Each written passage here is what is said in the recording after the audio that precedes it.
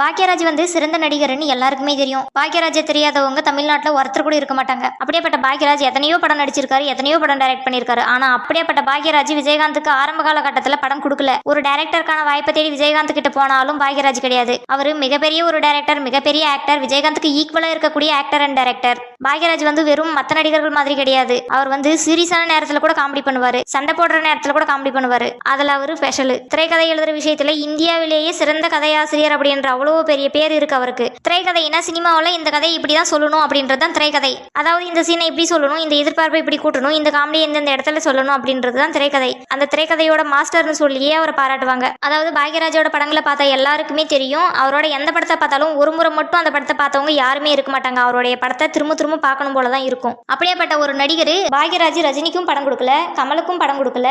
இப்போ ஒரு விஜயகாந்துக்கு என்ன படம் பண்ணியிருக்காருன்னா, இந்த வீடியோ நீங்க முழுசா பார்க்கணும்னா கீழே லிங்க் கொடுத்துருக்கேன், கிளிக் பண்ணி பாருங்க.